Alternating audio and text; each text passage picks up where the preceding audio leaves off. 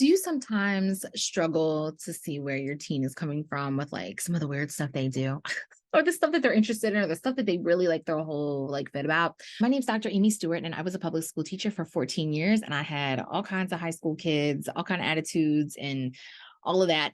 And some of them were just I couldn't understand where their priorities were. But anyway, in this video, we're going to dive into why it's important to consider, respect, and I guess appreciate your teenager's interests.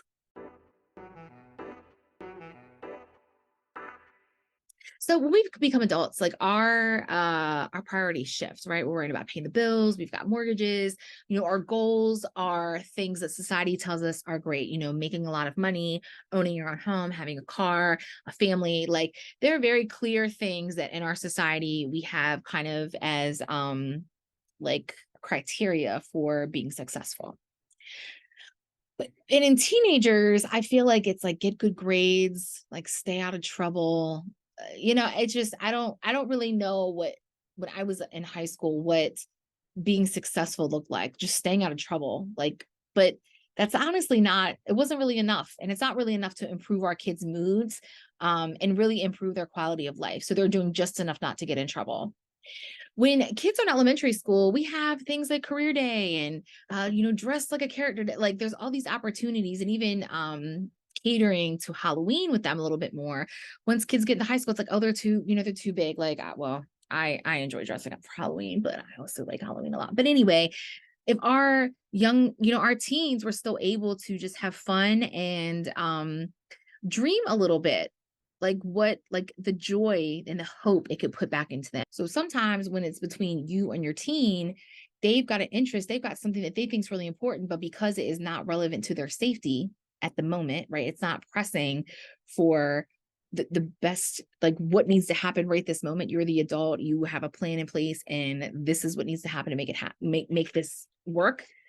What your teenager is trying to do and trying to convey just isn't important. And again, it's all at a very primal level of like, you want to control the situation because that's the only way you know how to keep them safe is to control all aspects, right? So you just get used to that all the time, all the time. I don't need to hear what they have to say. I'm the adult, I'm driving the car.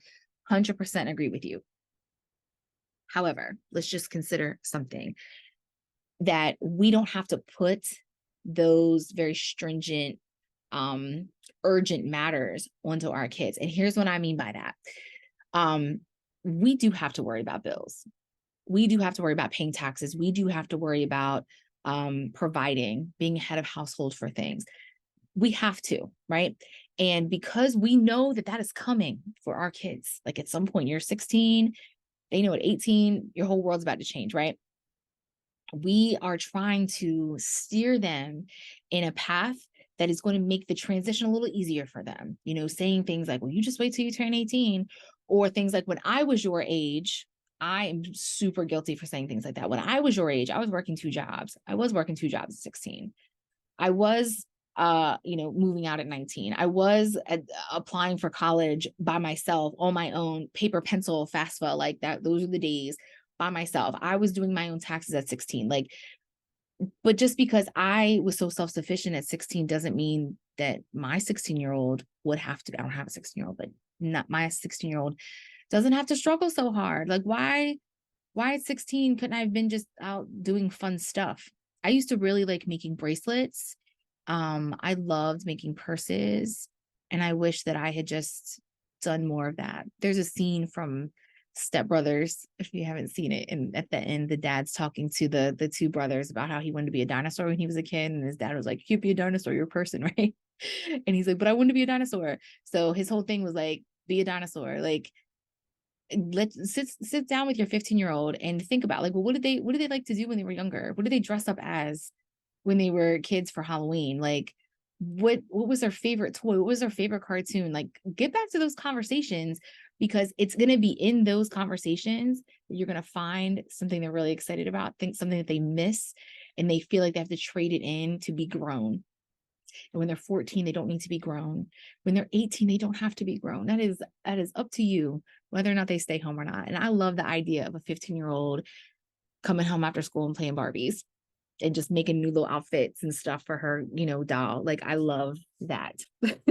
I love the idea of, you know, I don't know, if I could have just come home and took a nap and then got up and started working on my purses, who knows where I'd be today.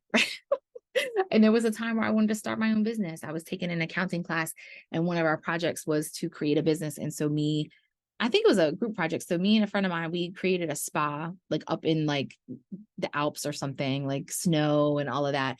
And I was like, I want to do this. Like, I would love to have like a luxury spa, like women can come for the whole weekend. And my mom was like, nope, you need to get like a real job. Because when people, is what she said to me, when people stop spending money, they, that's the first thing they're going to cut out. And while she's not wrong, my mom was raised by a Great Depression mom. So that's that mindset of, always be in survival mode. But the reality is that during the Great Depression, there were still really rich people getting massages.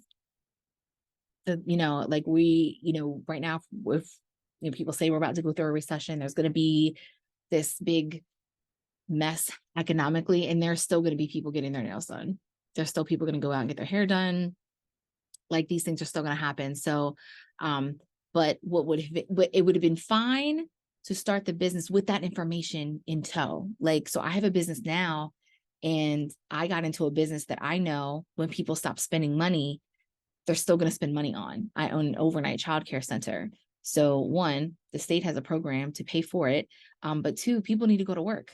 So I'm not something they're going to cut out. They're going to pay for childcare so they can go to work. So that little idea my mom planted in my head 20 years ago about how when people stop spending money or something happens and people start losing their jobs, yeah, if everybody lost their job, I wouldn't be open. But during COVID, that was a prime example. A lot of businesses shut down. I lost one family because she was a waitress and that restaurant had closed down for COVID, and then she just didn't return. But everybody else kept working because I have an overnight center. So it's essential people. So nursing home, CNAs, working at the prison, police officers. So my business did not shut down. Actually, we got more families during that time. So my mom's cautionary tale was very helpful, but I wish that we could have kept with this conversation of me starting my own business. And then maybe a luxury spa wasn't the best option at first, but maybe something else with this in mind of like, if people had lost their jobs, if people stopped having money, what would your business be? What kind of service would you offer that would be recession proof, which would be COVID pandemic proof? So at least it's a conversation instead of my mom just saying, no, you need to get a job. So I became a teacher. I had 1970s parents. So they really pushed, go to college, get a job, go to college, get a job with benefits. But then that turned into not what I thought it was going to turn into. So having to kind of loop back around, and now I'm at the entrepreneur stage. And I just wish that she had been open to a conversation and had been trusting enough that we could maybe work out a plan that was still safe for me and had a safety net, such as, okay, I hear you want to start your own business, but only if you go to college and get your teaching degree. Get your teaching degree so it's under your belt, and then minor in business. And I'm okay with that. And then go off and do your thing. I maybe would have been a little more open to that. Or at one point we had talked about me getting like my X-ray technician certification. So I could just something under my belt. But those conversations can be really, really helpful in having your teen feel seen and valued for the things that they're interested in.